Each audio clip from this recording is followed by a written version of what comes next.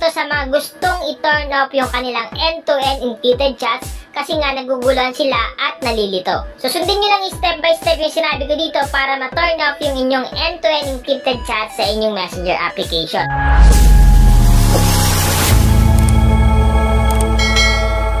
Nakapag-create na ba kayo ng 6-digit PIN tapos medyo naguguluhan kayo tungkol sa update ng end-to-end encrypted chats? So walang problema guys kung halimbawa naguguluhan kayo at hindi nyo masyado maintindihan yung bagong update ni Messenger.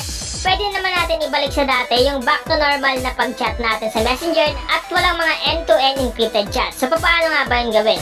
So ngayon guys, ituturo ko sa inyo kung paano i-turn off yung end-to-end encrypted chats sa ating Messenger para maging back to normal na siya at para hindi na tayo maguluhan at malito. So ang gagawin natin, pumunta lang tayo sa Messenger application. Click lang natin itong Messenger application. Once na maklik na natin guys, automatic dito tayo mapupunta sa ating Messenger app. Ngayon halimbawa nakapag-create ka na ng 6-digit PIN dito tapos medyo naguguluhan ka kasi nga may lumalabas dyan sa mga messages natin na end-to-end encrypted chats pag na-activate na. Ngayon ito turn off natin. So paano nga ba yung gawin? So una natin gagawin, kailangan natin i-click itong tatlong underline sa may bandang taas sa kaliwa. So eto yun, i-click lang natin yan. Once na maklik mo na, i-click naman natin tong settings dito na logo sa may bandang taas sa kanan. I-click lang natin. Then scroll up lang natin dito. Scroll up. Hanapin lang natin dito yung privacy and safety. So eto yun, privacy and safety. I-click lang natin. Once na maklik na natin yung privacy and safety, sunod naman natin gagawin, isi-click natin tong end-to-end encrypted chats dito sa may baba ng security. So i-click lang natin to. Once na maklik mo yan, sunod natin gagawin, dito na tayo sa may message storage. Click lang natin itong message storage. Pag naklik mo na yan, sunod natin gagawin, scroll up lang natin. Scroll up. Hanapin natin dito guys yung turn off secure storage, okay? So once na makita nyo na yung turn off secure storage, ang gagawin nyo lang, click nyo lang yan. Once na maklik nyo yung turn off secure storage, ito yung lalabas. Nakalagay dito, any new end-to-end encrypted messages won't be backed up remotely. So, ibig sabihin lang, pag may mga bago tayong end-to-end encrypted messages, is hindi na magbaback up. Kasi nga, ito turn up natin yung secure storage. Sa ganun paraan guys, magiging back to normal na ulit yung ating message dito sa ating Messenger. So, ang gagawin natin, click lang natin tong continue dito. Click continue.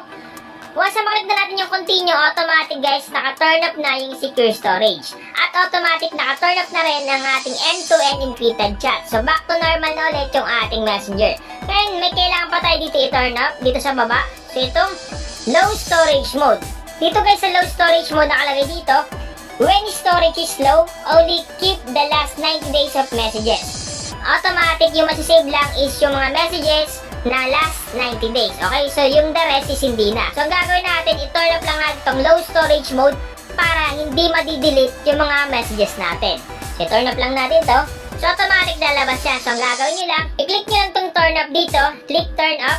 Paalala lang para lang to sa mga naguguluhan at nalilito at gusto i-turn off yung end-to-end encrypted chats. Pero di ba yung bagong update ni Messenger is dapat i-turn on yung end-to-end encrypted chats para secured yung ating mga messages at magkikreate tayo ng 6-digit PIN para pag nag-open tayo sa ibang device, automatic mare-recover natin yung mga past conversation natin sa Messenger. Pero syempre, hindi naman lahat gusto yung ganitong update, kaya gusto nila i-turn off yung kanilang end-to-end encrypted chat. So, paalala ulit, para lang to sa mga gustong i-turn off yung kanilang end-to-end encrypted chats kasi nga naguguluhan sila at nalilito. So, sundin nyo lang step by step yung sinabi ko dito para ma-turn off yung inyong end-to-end encrypted chat sa inyong Messenger application. So, kung nakatulong tong vlog ko ngayon, pakishare na lang sa inyong mga kaibigan, tropa, kamag-anak, kapuso, kapamilya, or kahit ano mo pa yan, i-share mo din sa kanila para ma-turn off din ang kanilang end-to-end encrypted chats kung gusto lang nila i-turn off kung naguguluhan sila at nalilito sa bagong update ni Messenger. So, sana nakatulong tong vlog ko ngayon. Once again, this is Mindtrex TV.